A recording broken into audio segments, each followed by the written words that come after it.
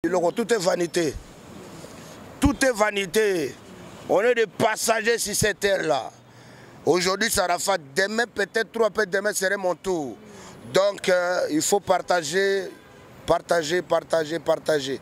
Il ne faut pas être comme ça. Non, partage. Tout ça, il mis balai. On est dégagé. On est dégagé. Je suis en train de pleurer, mon frère. On est dégagé. Je suis en train de pleurer, Arafat. L'icône découpé de Calais, personne il va représenter Kinshasa, Abidjan.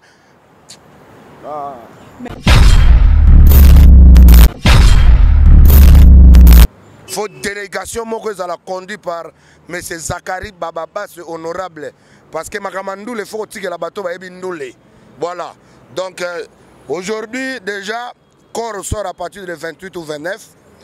Donc, Batika Pena, Basala Biso Pena, faveur, Basala Biso, honoré Biso to kende na délégation, même matin à 10-15 personnes, to kende golé là, n'etingai, na baïbisinga que Bill Clinton pas bêti nzembo hommage à DJ Arafat, mais bon voilà, et à Makamukutu y animation penate, Bill Clinton a za muto Arafat, à l'oba yango yemo qui a landa idole nae, mais à la base c'est du coupé décalé quand on parle, ok?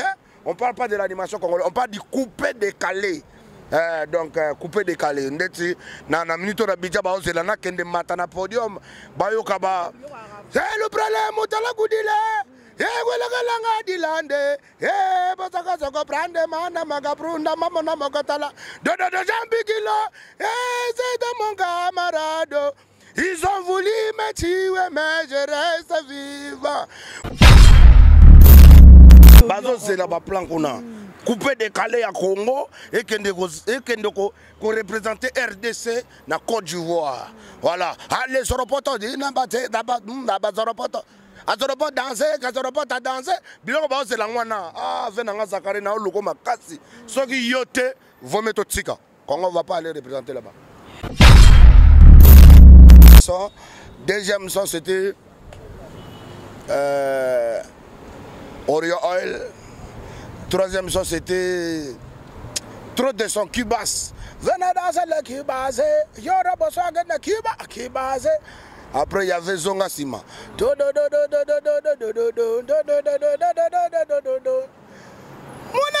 mayambula. Amagina mani mayambule. Yena Sima. Ba froma kala mesala vatambo saka bene saka nenge saka mokile mo batoto ba yebe ba fenga ba mama. Hey. Brian Chaloué Nassima, Abede Ashure Nassima, Sima, Erigue Mandala Nassima. Donc, il y avait Zonga Sima, il y a eu Mabundi Sima. Bon, Missa, Mabundi Yassi, Toleka, Nakobambola Yenga Yemogo. Après, il y a eu Mibale, Kobota, Nako, Longo Loponini, n'a parlé déjà Bazar au Sopé. La polémique tout au sala na Makamandoule à RDC et Zome Mabiso nulle part. Na minute yo, mututo ali akasheye, mutale sa muninga zate donc to yebi pe compte bancaire muninga te, moeto lo bateke yo leke na mbongo, yo leke na succès. Succès tango do bimi na vena binoke ovanda kana banda loke ata na masina. Babele lo star, yango na de succès. Succès bolinga za ndeni. Nanda kuno kuna bali ya pondu koto bali ya soso. Ezaka ndenge moko donc nous tous nous vivons en RDC, à Kinshasa, Moutoumoko a l'écarté que Bisota Totambola la voiture dans le boulevard, sur la Champs-Élysées de Kinshasa. Yozo le Canadien, Likola Mamitoka, à Zak. Mon entier, Botalelanga, Congo température, ya maman Rosette et la fleur, Nadambu. Après avoir défilé, là-bas, c'était Pola, mais cette fois-ci. Congo Température TV. Désormais, suivez-nous sur cette chaîne. Congo Température TV. Congo Température. La patronne, Rosette, la fleur d'amour, chaîne à solo. Émission religieuse. Théâtre, musique, environnement. Émission sportive. Émission politique, donc, nulle part ailleurs. www.congo congotempérature.com. Pour nous avons information à temps réel. Lisonyoso tobina Congo température eyena mopepe asika ya tobina Congo température eyena mopepe asika. Et voilà, bienvenue sur votre chaîne internet Congo Température de Maman Rosette, la fleur d'amour depuis Allemagne. C'est bien moi Dorcas Bolokoko, la branchée de la presse congolaise, Moussali Nabino. Moi, la Moussali Nabino, n'est pas comme bon, ce que nous bengara. Donc, nous avons toujours pour nous remettre la Bino, la nouvelle, que c'est la Bino Moussala, comme il faut une actualité, et c'est l'actualité, n'est et sengeli. L'actualité, tu connais, Mikolo, Oyo, Kotobungisi, artiste mounene, bongo, et musicien, Oyo, Wapa, mais biso peut décaler, to bina décalé. Donc, idole na épée à la rapine à Kin Awa, Yorobo. Tout ça, bongo na DJ Yorobo, Oyo, Wapi, to yoko solo la, na ma solo, na ma solo la, ndenge bakangi banzembo ya Karine Mokonzi. Pourquoi bakangi yango? Yorobo pas qu'on peut se biso moins explication moukier, pour to yeba ko solo la na ye. Donc, ça a déjà entraîné na ye, je sais pas. Lionel, il faut se railler, hein. Donc, vous êtes déjà invité dans Yorobo. Vous allez comprendre DJ, très bien habillé d'abord. Donc, on doit dire la vérité. Hein. S'il s'agit de parler, on doit parler. Mon invité est là, Bomonier. Yorobo, qui déjà qu'on s'est l'entrée na yo. Le DJ est là. Bonsoir, Yorobo. On dit l'artiste est là. Moi, je ne suis pas DJ. Ah, l'artiste, hein? Ok, ouais. L'artiste. Bonsoir. Bonsoir, madame. Ça va quoi les prénoms? Dorcas. Ah, Dorcas. Congo quoi, tempête? Congo température. Ah, Congo température, on est là, on est là, on est là. Voilà, vous avez reçu Yorobo Swag, le père de la nation, le dieu découpé, décalé congolais, l'Afro-Congo, en personne. Voilà, je suis là. Voilà, merci beaucoup. Tout ça pour mon Yorobo. Ma question est ma réponse est Yorobo, on a rolling un peu. Oui, bisabiso Yorobo Zanai. Yorobo Swag, parce qu'on était deux. Il y avait Yorobo DJ Arafat, celui qui est mort, qu'on a en train de pleurer. Vous avez vu, depuis que je change, je fais que taper de noir un peu miraculé. Voilà, donc on était à deux. Moi qui est Yorobo Swag, et lui c'était Yorobo DJ Arafat. On n'était que deux en Afrique entière. Il n'y avait que deux Yoro.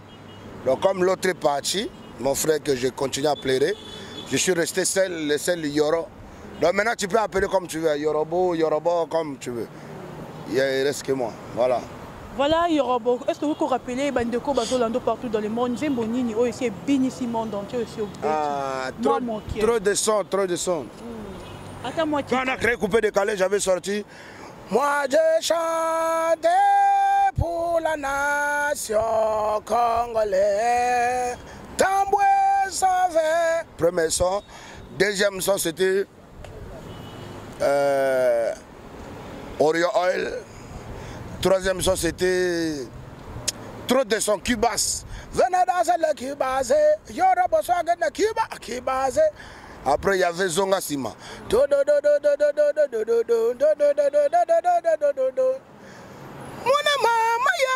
Amagina mani mayambule.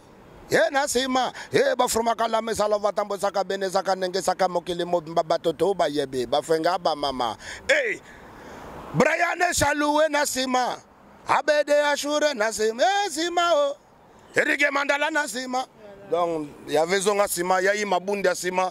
Eh ba misa, Mabundi yasi toleka na ko bambola yenga yemogo. Après, il y a eu Mibale, Kobotana, Kolongo, Loponini. N'a parlé déjà de ça.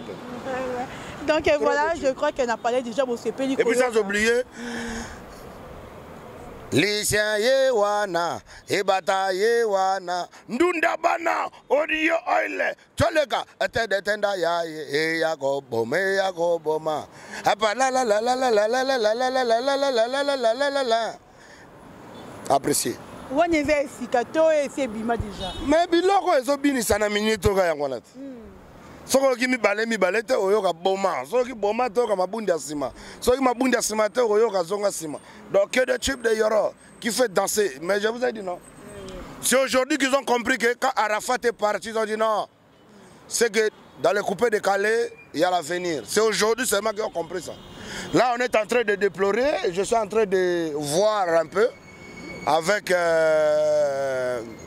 l'honorable Zakari Bababaswe, Parce que Congo RDC doivent partir pleurer un de nos frères, l'icône du coupé décalé DJ Arafat, immortel. Photo qui n'a pas énormément copena oyoke, le chef de l'État que je salue déjà, monsieur le président de la République, Félix Tshilombo. Voilà. Donc, tu sais qu'il dit que je salue avec tout le respect. Donc, tout mes respects, monsieur, son excellence, monsieur le président. Vraiment, Tolingi va avancer le coup tout est. Faut délégation conduite par M. Zakari Bababa, c'est honorable. Parce que Makamandou, il faut que la bateau va voilà. Donc aujourd'hui, déjà, corps sort à partir du 28 ou 29. Donc, Batika Pena, Basala Bisso Pena, faveur, Basala Bisso, honoré Bisso Token de la délégation. Même à 10-15 personnes, Token de Golela, Ndetingaï, Baïbissinga que Bill Clinton pas bêté un hommage à DJ Arafat. Mais bon, voilà. Et à Makamukutu, il y a animation pénate. Bill Clinton a un mouton Arafat à l'Oba qui est à l'Anda Idol. Mais à la base, c'est du coupé décalé quand on parle. Ok? On ne parle pas de l'animation congolaise, on parle du coupé décalé. Donc, coupé décalé. Dans la minute de Bidja, c'est là qu'il y a un podium. C'est le problème, on a la goudile. Eh, voilà dilande. Eh, botaka soko prande mana magaprunda mama na mokatala. Dodo jambikilo. Eh, c'est de mon camarade. Ils ont voulu me tuer, mais je reste vivant. Vous ne pourrez rien contre la volonté du Saint-Esprit. Ils ont essayé de me tuer, mais je reste vivant. Vous ne pourrez rien, parce que je démêle les yorobos. Quand j'ai trouvé ce chemin, personne ne peut le détruire. Aujourd'hui, mon étoile brille, vous voulez m'amorer, oh. Ah, vraiment, ça fait mal au cœur, donc il faut comprendre. Bazo, c'est là-bas plan qu'on a. Coupé décalé à Congo et qu'on représente RDC dans Côte d'Ivoire. Voilà. Allez, sur le poteau, Azoropo danser, Azoropo ta danser, biloko ba c'est la wana. Ah, venanga Zakari na loko makasi. Soki yote, vous mettez au tika. Congo va pas aller représenter là-bas. Voilà, on est allé au Yoruba lobby, mais Yoruba so peut tout le lobby, ozo yemba kaka le col Arafat. On dirait qu'il y a une à inspirer, on a décalé. Mais na ebi sibino ke tout ça ka mi balé. On est décadé. On est décadé, je suis en train de pleurer mon frère. On est décadé, je suis en train de pleurer Arafat. L'icône est découpée de Calais, personne il va représenter Kinshasa, Abidjan. Mais vous savez, il y a rendre un dernier hommage à Soukatan Nzembo Moro. Na YouTube. Dans beta na kobimisa na YouTube teni na kobimisa ngokaka na podium ya hommage à DJ Arafat na Abidjan chez Bango. D'autant tozo koma na Abidjan boye la délégation de l'RDC Toleki non honorable Jacques Liboso na biso le temps ba koloba honorable temps ba bon yoro le lande ko na yo ah wana nde ba ko yoka biloko. Voilà. Tout est vanité. Tout est vanité. On est des passagers sur cette terre-là. Aujourd'hui, ça Arafat. Demain, peut-être 3 peu demain serait mon tour. Donc, il faut partager, partager, partager, partager. Il ne faut pas être comme ça. Non, partage ton art, il faut partager. Il s'agit de chanter avec des petits chantes. Il s'agit de partager l'argent comme Abed Achour ou Pato 4G, plus Brian Chaloué Rouse. Partage. Sois comme eux. Il ne faut pas garder pour toi-même, ça ne sert à rien. Regardez mon ami, mon frère. Combien de millions il a laissé sur son compte? Combien de voitures, de maisons? Pour dire que tout est vanité. Voilà, donc hommage à DJ Arafat, le son, ça s'appelle Tout est vanité. Voilà, Yoruba, tout le monde qui peut y avoir Nzembo na yo oya zonga zonga sima, ozala ki na mutuna yo, on dirait bimisa qui est ma pipo, mais et puis un moment, tout le monde a reçu sur ma pipo.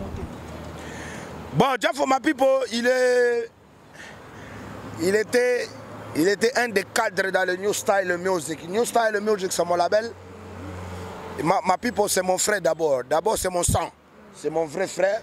Donc, tu vas l'andagater au son non. Tu vas l'andagater donc il y a l'ibumumoko. Déjà de 1. Et deuxièmement, on a vécu 11 ans ensemble, la même maison. Donc si on a plutôt ça impact sur notre vendre kandako moko, to liaka sani moko, to somba ba voiture nzela moko, donc c'est comme ça. On voyage jour moko, donc to zara toujours là. Sauf que ça arrive à un certain temps, ma pipe m'a dit président, je vais aller un peu fracasser l'Europe parce que bazo boulega ke kokende poto ndeza suka mokili. Ngala yebisaka bango poto ça vaut 1000 euros. Pour que poto yaka 1000 euros. Parce que dans l'ambassade, moi je suis ami de tous les ambassadeurs européens ici là, au Congo. Donc je salue d'abord mon ami Luca Stanage, mon ami l'ambassadeur de l'Italie. Et puis, il y a l'ambassadeur à France, il y a la fête nationale. Le 14 juillet, il y a la fête nationale, il y a France. Donc, pour dire que aujourd'hui, ma pipe m'a dit je vais aller vivre en Europe. Il est parti, il est à Paris, il fait sa vie, il est bien. Déjà, quoi que ce soit, non. C'est parce que tu es art. On aime notre art et on aime que l'art qu'on a sorti là, que puisse avoir des fruits après. Après. New style music continue. Ah, maman, il y au moment où tu dis que tu as coupé de Calais, il y a Côte d'Ivoire et Daï. Mais il y a Congo et Tikali. Il y a Congo et Tikali parce qu'il y a un. Donc, déjà, lui-même, il connaît. Tant qu'on dit que tu as ça,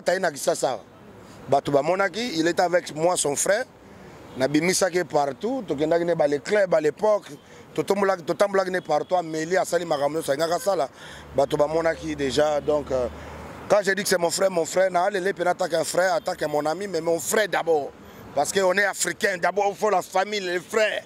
Quand c'est les frères, c'est les frères. En plus, on avait même, non pas seulement même nom, mais on faisait le même style, on parlait pareillement, donc c'est comme ça. Donc laissez-moi plairer mon frère. Donc si à la base, je n'ai pas le droit de commencer à donner l'exclusivité des émissions, là, je n'ai pas le temps. Mais si je fais ça, c'est qu'à un moment donné, je dois partager que je suis en train de plairer mon frère. Voilà, l'RDC plaire aussi. DJ Arafat, l'RDC tout entier, pas seulement Kinshasa, machin, non, partout dans les 4 coins entendus de l'RDC. On est en train de plairer DJ Arafat dans tous les mois d'août. Vous êtes en train de faire votre show à Massina, ou à Kiseso, ou je ne sais pas, à Kassangoulou, à Matadi, ou à Boma, ou dans les provinces. Mettez vos frères, je vais venir, je vais chanter pour mon frère, tout le mois d'août. Sauf qu'à partir de 27, je dois me rendre à Abidjan parce que je dois vraiment rendre hommage comme ça. Je vais voir comment il est en train d'enterrer mon frère comme ça en live. Je ne veux pas qu'on me dise, oh, c'était comme ça. Non, moi-même, je vais aller. OK? Donc là, encore une fois, je fais l'appel. Hein? Manifestez-vous, s'il vous plaît. Je fais l'appel de charité pour tous ces gens-là qui ont de foi, qui ont de cœur à partager. Hein? Abed Achour, lui, on connaît déjà. Brian Raus Chaloué, 4G+, lui, on connaît déjà. Eric Mandala, le patron de Univers Group, lui, on connaît déjà. Et ce sont des gens qui partagent. Depuis longtemps, il faut qu'ils partagent. Ce sont des gens de charité, avec le cœur là qui partagent. Maintenant, des autres qu'on ne connaît pas. Si vous aimez du coupé décalé, vous aimez l'art africain, même moi, même pas si c'est moi, oh, lui, c'est un Ivoirien. Non, moi, je parle de l'Afrique, je parle d'un enfant d'Afrique.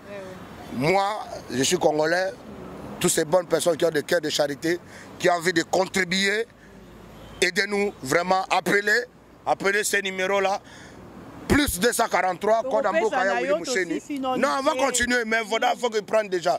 Plus 243, code Amboka Willy Moucheni. 82, 71, 500 et puis 80 à la fin. Donc, plus 243, 82, 71, 500 et puis 80 à la fin. Pour tous ces gens-là. Et même ceux qui veulent partir, qui voulaient partir avec nous ensemble pour aller plaider à Arafat à Côte d'Ivoire à Abidjan, appelez toujours là, on s'est réunis, to Kamatia, Mokumba, Tokei. Et ça, là, Tolinga a été magambo sur un balai. Oh, maman, tu es léopard, nanin, Tokei. Même la musique fait ça là. C'est ça qui fait notre force, les forces de notre pays. Voilà. Ok. Dans la bande de Côte, on dit tout. Comme on a président de la République, Tinasé, Bisso, ba jeune auto défendaka mboka so na bina pesa bino ba image niveau avant-hier na matika likola podium devant plus de 150 000 personnes na Brazzaville na ba artiste camerounaise gabonais mais tant qu'on a matipo quand on a rendre hommage à Ndeko Nanga Arafat je même pas plus chanter na une minute ba minute tout tikala ki batu ba ko yemba comme si non c'est ça qui fait la fierté du coupé décalé voilà. Voilà, il y aura beaucoup de gens qui moi mambo etali moi polémique sur internet car ndenge ezalaka. Il y aura beaucoup de gens yo na DJ Abdul mais moment vous avez lisusu te. Mais c'est mon fils non? Anani? C'est mon fils. Ton fils c'est-à-dire que moi Anayo? C'est mon fils, il est dans le coupé décalé ou pas? Quand déjà il est dans le coupé décalé, c'est que c'est mon fils. Voilà, donc pas de polémique. On peut faire des polémiques, mais tout le monde sait qui est qui. Voilà. Donc on ne peut pas mélanger et les DJ et les artistes. DJ c'est les DJ, artiste c'est artiste. Voilà. Maintenant les DJ qui combinent artiste DJ, ça devient Bracali. Ça veut dire Capuchila. Ça veut dire un truc qui n'a pas de style. Hein, DJRT? Non. Donc ça veut dire c'est du caca pourri. Hein? Non, ça c'est des décalés, c'est des décalants. Ça c'est pas décalé, ça c'est décalant. Voilà. C'est pas du décalé, c'est du décalant. Ça veut dire copier-coller. C'est du décalant. Mais relation nous avons ni na ba musicien na biso lokola ba héritier Watanabe ba Ferregola. Ce sont mes amis, ce sont mes amis, ce sont mes frères. Ce sont mes amis. D'abord, ce sont mes amis en tant que sans être artiste. Ce sont mes amis, mes vrais amis. Héritier Watanabe, c'est mon ami. On a grandi ensemble, c'est mon ami d'enfance. On se connaît, voilà. Respect réciproque, on est ensemble, on est des frères. Voilà. Après, dans l'art aussi, on est des vrais frères. Donc, en gros, ce sont mes amis, ce sont des frères. Pareillement pour Ferregola, même si à un moment donné, il se rend toujours pas compte qui il est, mais on est toujours des frères.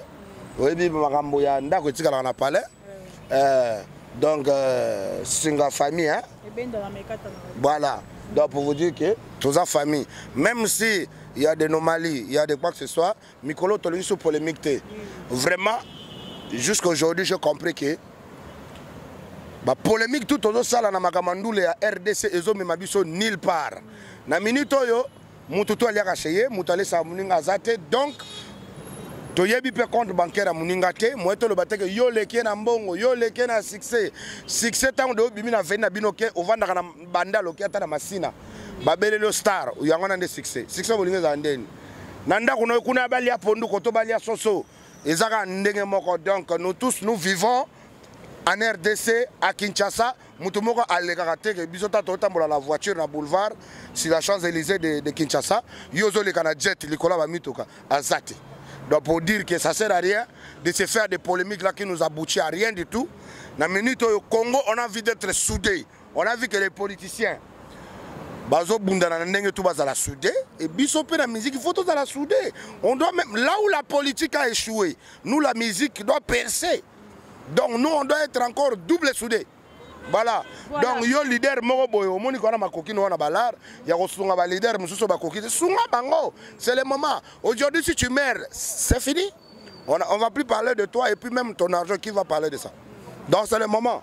Mais Yorobolo so to bito classé Yoruba artiste et musicien trop classé na rani. To cho ya ba Gez Mawete, ya ba Innocent, to ya ba depuis que yo to ya ba Fabrigas trop classé ouais. Bon, foye baké, tant que vous avez classé, c'est encore bien parce que tu as une question. Je vais te dire ceci. Quand j'ai commencé à faire la musique, il n'y avait pas Gaz Mawete. Ok, je regarde bien la caméra. Quand j'ai commencé la musique, il n'y avait pas Gaz Fabulous. Quand j'ai commencé la musique, il n'y avait pas Inosbi. Ok? Donc, quand j'ai commencé la musique, DJ Abdul, il était là. DJ. Quand j'ai commencé la musique, DJ Amarula, il était là, mais DJ, pas artiste. Quand j'ai commencé la musique, qui j'avais trouvé Lexus Légal. Voilà. Ça, c'est ma génération. Moi, quand j'ai commencé, j'ai trouvé NMB, moi, là-bas, Congo, La Panthère, Yena Koutakie. Ma Pipo, génération d'Angangwana. West Abadjango, Mr. Paka Juma. Génération Nangwana. Bebson de la Rie. Le dieu du Draga Dance Hall of Congo. Génération Nangwana. Bato Betaki. Nayoka Bamonagi na Jama. Cartel Yolo, je sais pas quoi. Génération Nangwana. Marsha Dixon. Génération Nangwana. Pacha Bae. Muombi. Mère Aminanga. Massananga. Leader Yaba. Batutu lingotanga na minto na poto partout muombi agara bumbembe ndoko badigo yowana ladies zonga mama zonga na featuring na fali bomoni boyebi muombi star munene wa solanga na ba 50 cents wa solanga na ba star américain donc génération nga wana sikoyo après biso génération ko bima nde sikoyo ziba gaz mawete bagaz fabulous génération na bango. Donc, je vois un côté urbain, mais ce que je veux dire, en gros, il y a la musique à Congo, génération d'Angwana, Masaranga héritier Watanabe, Déplique, Masaranga Bangwana, Tade, moi c'est mes amis. Voilà maintenant, de Gaz Mawete, de Inosbi, moi je me rappelle même la première fois que j'avais vu Inosbi, parce que Mouto a ça là, projet à.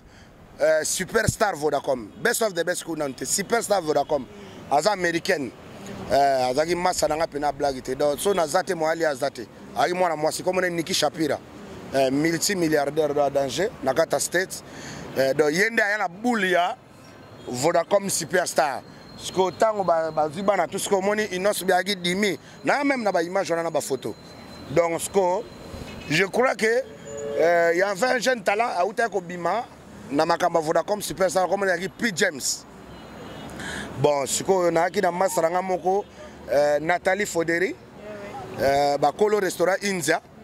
Yende a Ipsangano Yoro sala featuring na P James, artiste danga na manager. Tu ça la feat comme kolo to ça la clip. Ndesko Inosbi aye ana ko ataba. Après viens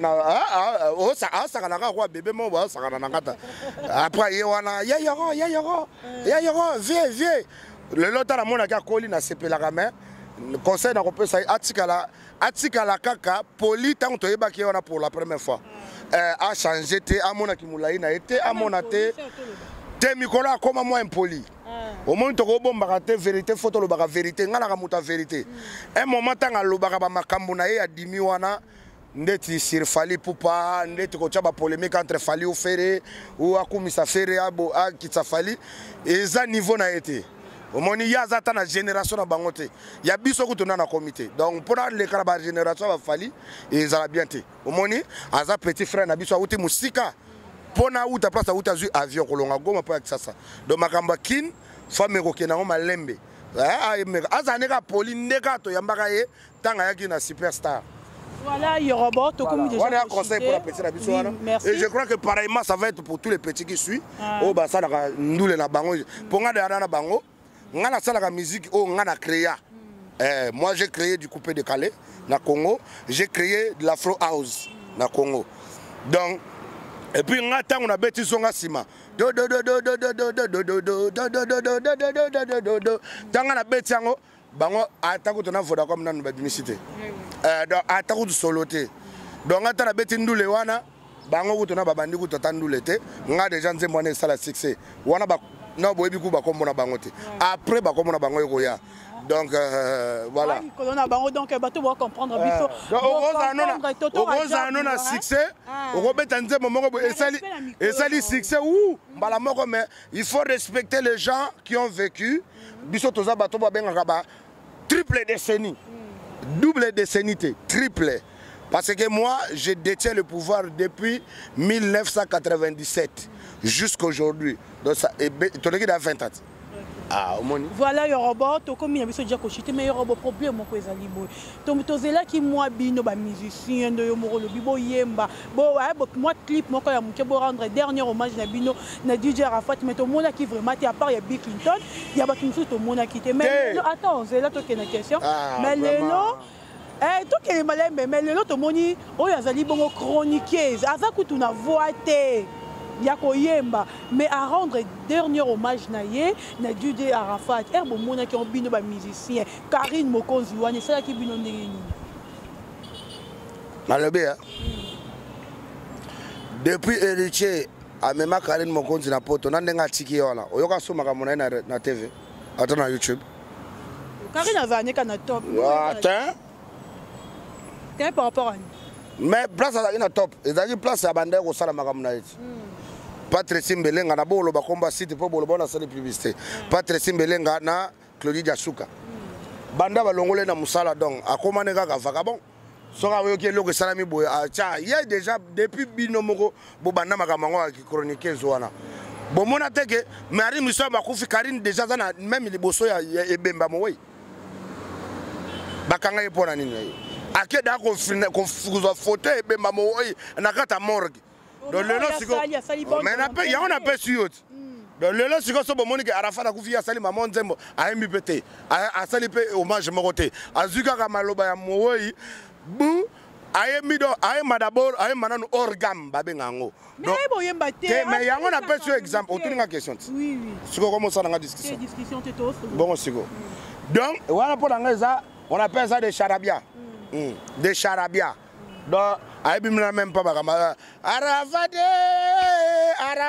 ayeyo donc mais soki tolobi muto yemba yango muto kolanga so na bina yemba yango mais etikala Nzembo bondo bina na boîte wa ya yembi ezaka po asepelisa munoko ezaka po asepelisa alaksaka bato ke nga pe na signé ya zalaka pepe na héritier po abando yemba après moi je sais pas moi je sais que elle était travailleur elle était employée chez héritier qui s'occupait de la visibilité d'héritier a fou la vérité to le ba pe vérité maman s'il te plaît au moins que tant on lobby on a ce au bungi ngaité mais bato ba yo répondre na kata ba commentaire au moins ko misali pamba et loko lingo sala retirango mutoko la Karine Mokonzi ko fou l'héritier s'il vous plaît na ba respect nyonso ya ba norme tu ya ki journaliste na oza liboso na ngai mutoko la Karine Mokonzi akoki ko fula héritier ni tanga zaki pa wera ni tanga tikali ye moko ana besoin Karine te ya benga Karine héritier vanda pa ne wepo za la héritier benga Karine abenga Karine te ye moko Karine Mokonzi mona ke pona ngani na boye pona yeba na ki Karine faut pas na za la première fabrique na côté héritier ya za la pa héritier ta héritier ta bani ke héritier na ya za pa héritier ta pa fabrique boko lo ba ko za la pa fabrique ndeni ya fule héritier ta so bige afula fabrique kota uta wana ya bango kuna côté héritier fule héritier ta ana besoin Karine ta ana ba Karine na ta 1000 héritier ka no mona kana elle a pas il y a besoin ta vous comprenez et puis il y a qui journaliste na ebimi la ebimi ça fait année yo trop lobby ka fule héritier ebimi na nene na 2014 wapi na Nzondo pas de Niles wana ki journaliste wana ko ya bien obimi na Nzondo TV mo mukebo o uta ni pas Zakari ndele lo totanga ba vena biso balingala facile o uta ni pas Zakari yo bimi na Nzondo est-ce que pas Daniel si yo ko bima kuna maman ko fula star ko héritier arrêtez de même si chroniqueur ou pas chroniqueur biso to zalaka ba star on n'a pas besoin que vous parlez de nous même si vous parlez pas de nous on restera comme ça mais tout ça là on peut pour la visibilité mais yango te yo OK da mabe lobi da ke afula mais quand tout le monde ba héritier le to na moi biso na ba internet ah ouais lelo azane pas ah lelo azane pas watate afuli ça fait combien de temps? Mais Karine a Likolo. Tu es oh papa Likolo nini? Non moi YouTube on biso oui à Likolo parce que a chef Nabino, a patron Nabino, a président Nabino, a numéro 1. Azako fali Nabino. Biso para biso e lokota a di viens o beta concert moko wa zela retcha beta ka acoustique na poto. O ko senga ke ta image. Ata za la raté. Il biso non on n'a pas besoin de vous. Mais attends moi merci attends merci mon ami Adnani ni Karine ni rendre dernier hommage rendre au dernier hommage mais ma bête quel a que Abidjan a que bête na podium yo ba mi hommage a que Abidjan a que bête na podium na bino ba bato au terme si vous participez na mambo que YouTube a vidéo na pour vite sa vidéo d'abord on est vous savez on doit se respecter quand c'est pas ton travail zo ngana ngana comme docteur Nzadi le tête mais baba mo nga foot c'est quoi ça bo sala ka makampo na base to pour nini wana comme so base te comme be C'est plus du buzz ça. Voilà, Yorobo, ton combinaison. Donc, lelo, na la tipena, na ke maman l'hôpital boubou, na comme quoi docteur déjà dit le tête. Bah, maman n'a fou. Yoro, on te connaît dans la musique. Attends, lelo sur la bina le canal TV, na comme na place. Mais ma camarade a rappelé na ba étude, na tangele en wapi. Les gens savent que Yoro a ma casse, oh, coupé de calé. Ah, voilà, faut Yoro. Oh, spectacle, ah, il y a ma casse. Ndé, c'est la minute au bout. Bato bamona ki spectacle Daphné, artiste camerounaise. Ah. Il y a poni na eke avant na beta concert, Fugaga na bina na Yoro na podium na yembela ga. Voilà, Asali Moussala na. C'est comme ça, mais on balanga que Asali Nzembo, mais YouTube va te bloquer. Tu es d'abord pas un artiste de 1. Deuxièmement, au concert nani. On est musique. C'est pas du shawarma. Voilà, Yorobo, tu parles tellement, trop son envie dans la note aussi, c'est mission les lotés. Non. Pas minute et compter moi mot de la fin. Et puis ça m'étonne que moi je suis en train de plairer mon frère ici là. Si devant ton caméra, tu me parles de kangourou. Oh là là, Yorobo. Ah. Non, oh, Yorobo, mot de la fin. Je suis en train de plairer mon ami Aravade qui est mort. Toi tu es en train de me parler de cafard. Je vais me fâcher. Ne te fâche pas, pardon. Mot de la fin, Yorobo. Je suis en train de parler de l'icône du coupé de Calais, l'immortel DJ Arafat Yorobo. Toi, tu me parles de moustiques. Oh, Seigneur. Voilà, je manque les mots, donc, mot de la fin. La prochaine fois, quand tu veux me prendre en interview, oui. évitez de me faire parler des histoires des gens. Car ces gens-là ne parlent pas de moi. Moi, je ne travaille pas pour eux. Ils ne me font pas nourrir ni manger. Si tu me vois, moi, comme je suis là, tu reçois un d'eux. Tu ne le verras même pas comme moi. Mais pourquoi tu veux me parler d'eux?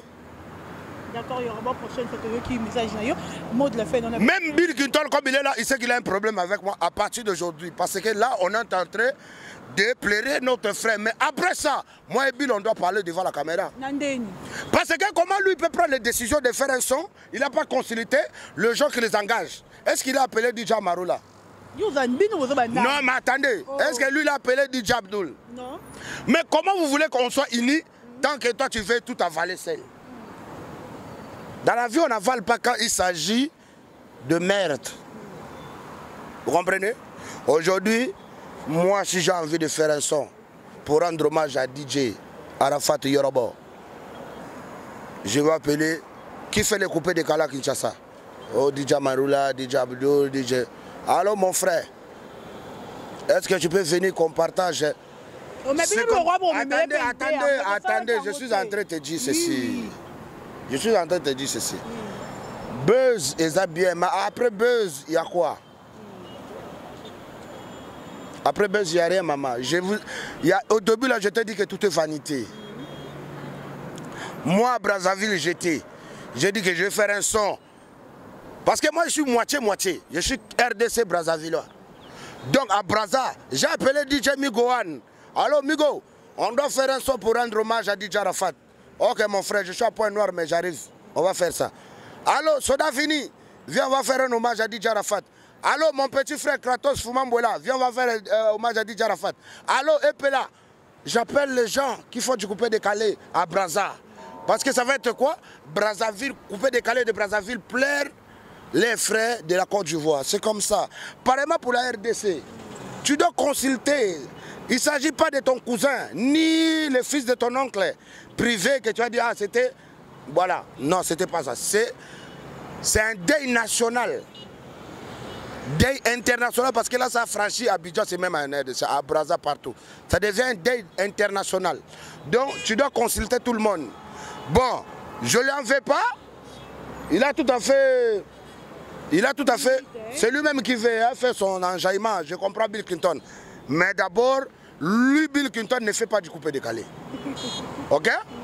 Là, on est en train de plairer un icône de coupé décalé. Bill Clinton ne fait pas du coupé décalé. Arafat a dit dans son interview que j'écoute de Bill Clinton. Il avait dit ça parce que c'est comme Mapipo. Mapipo, il fait du coupé décalé. Qu'est-ce qu'il a fait? Il a écouté Bill Clinton, il a écouté Gino Mumbafu. Le style de Bill Clinton ne vient pas de Bill Clinton, vient de Gino Mumbafu. Donc le papi, c'est Gino Mumbafu qui est le papi, le grand-père. de le cirque Bill Clinton fait. Attends, mais non, je te dis, oh, ne dis pas. Il a dit, il a écouté. Il n'a pas dit que la musique qu'il fait, c'est de Bill Clinton. Est-ce qu'on parle de quel français là qu'on parle? Dans l'émission, Arafat a dit, j'écoute deux personnes au Congo, Bill Clinton et Arafat de Extra Musica. Il a dit, j'écoute. Donc il veut dire quoi? Nazu style là yo, n'améliorera on en nga. Donc c'est pas ta musique. Ça veut dire que voilà. Parce que tu parles tellement trop. Bill Clinton il fait l'animation. Bill Clinton musique à ça là et où tu pas dit non mon bafou. Mais yango na ebisio. Oh maman. Na ebisio et na ranking tenga na zongi sie kaka. Mabe o ya sali. Tango sali nzembo a consulter ba artiste mususu te. Nathalie yango déjà 2 fois. Aza na molimo ya égoïsme. Oh là là. Il a l'esprit de l'égoïsme. Pourquoi? Parce que na nzembo ya hommage ya papa papa na biso Tshisekedi le père hein wa Mulumba. Na hommage ya papa na biso Etienne Tshisekedi wa Mulumba, Bill Clinton a boyaki pe koyemba na ba artiste mususu. Alors que mabe tant oyebi koza na idée mususu na partage ngona yo to kende musika koleka po yo za na batu mususu ba na batu mususu pa na batu omone ça les belé. Mais Nathalie asala kango yemoko. On comprend? Mais sikoyo mususu abande ko za la retour na ngoke président acha mallette to gouvernement PCP moi mallette pour ça les bien. Alors que il s'est trompé. Lelo oyo ba frère religieux frère Patrice, bon monte que basali nzembo, babetu ku denzembo. Ah na utotala mususu lelo na la digital, ya nzembo mususu basu bango belé. Pona nini? Yango wana nde sala ka bolingo. Vous comprenez? Atali ka ke non, ma kalambai. Na c'est vrai que na nzembo na moni ke Moïse Mbi azate. Wana nde mabe. Wana nde mabe. Oui, Nathalie ngala talaka na yo kaka. Moïse Mbi enda azate. Alors que so il fallait pour para bango za na katenge za bien. Donc, moi il m'a fallu pour un musicien. Chrétien. Il y a un bon. Voilà. Donc, yango moni moi nzembongo et que penza bien par rapport malgré que tu bi ma kalambai aza pire petit il y a côté il y a viennaie akenda rozoazo moi mais a bengi kaka ba local. Fala so pas international parce que en ce moment Moïse Mbiye aza fali na bango libanda. Pour bango c'est rare babeta ba concert na poto. Donc dans la vie faut dire la vérité. Bino bo sala ki journaliste ça bo la vérité. Comment vous allez faire passer le message chez les peuples qui vous suivent quand vous dites pas la vérité? Vous donnez pas l'exclusivité. Botali bien banzembo tout ba yembi mi balé Moïse Mbiye azate. Pourquoi vous en parlez pas? Pourquoi ba journaliste Moussa na bino ngona? Bozolo baté point. Maintenant quand Yoro va faire son truc à côté, vous allez dire oh Yoro, moi j'appelle tout le monde. Nzembo ezalaki et que na world mais suki na national parce que mutumo azanyi. Yango moni na lisanga tango bobi lisanga bozala lisanga bino tout bolongo la te parce que azamona muke parce que azanini boye parce que azanini boye non. OK bino tout lisanga tabata ke ba mise chrétien ba yemeli mboka. Il y a un moment de personnes on lobby est belé. Mais ça, je sais que je crois que bateau pour lundi biso pour comprendre souci à Yoruba. Surtout pour nos musiciens chrétiens à biso. Quelque part peu Yoruba ça a raison dans le mambo s'est passé. Ni Moïse Mbi azangi. Tout le musicien avec Moïse Mbi azangi to le belango na mikoleza ko ya bomo na okala Congo température mbote na na ba balangi. On a kande Yoruba.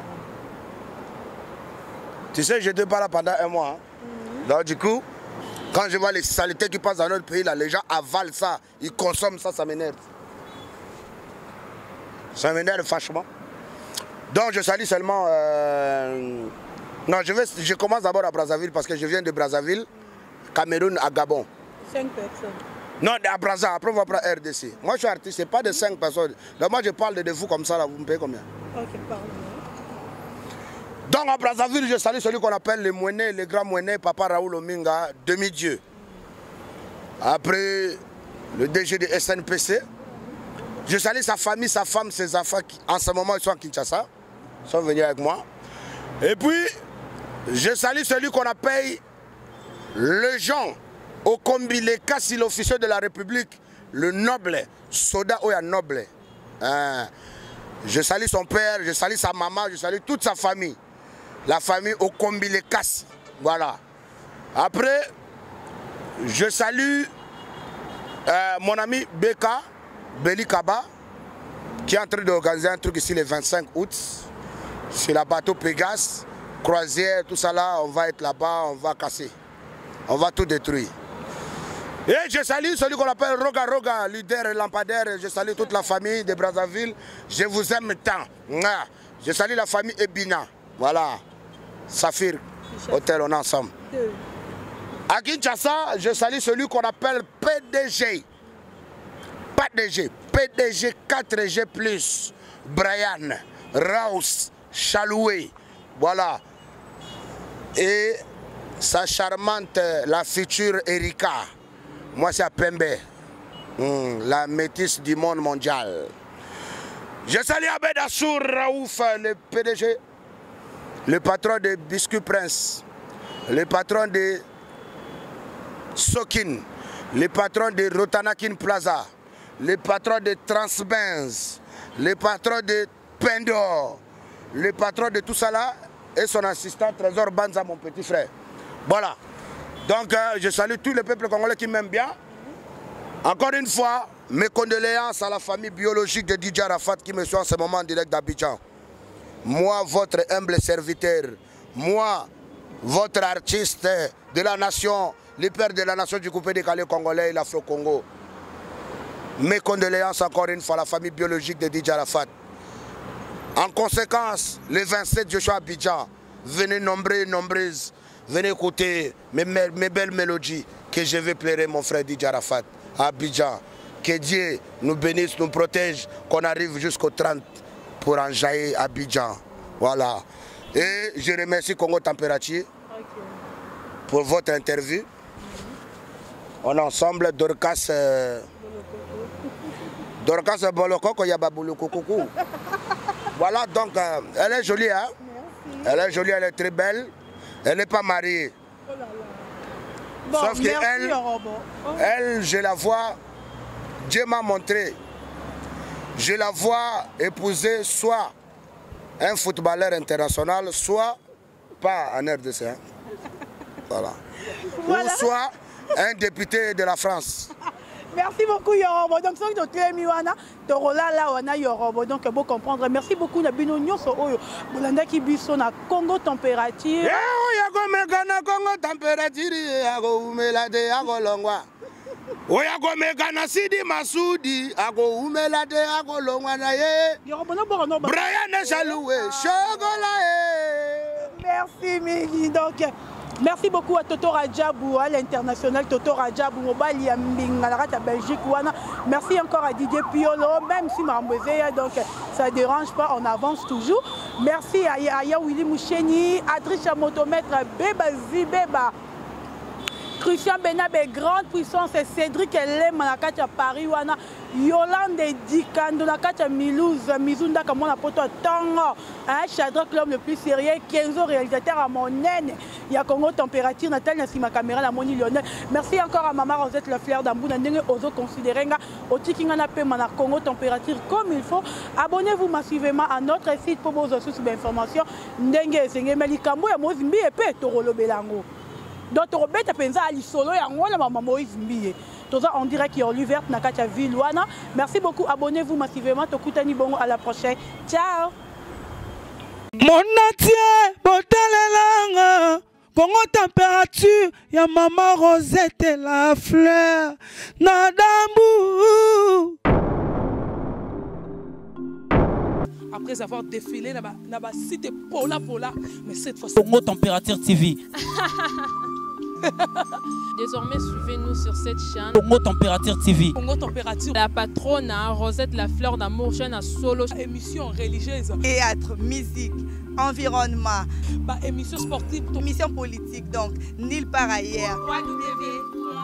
www.congo congotempérature.com. Pour nous avoir information à temps réel. biso nyonso tobina Congo température eye na mopepe asika yaya tobina Congo température eye na mopepe asika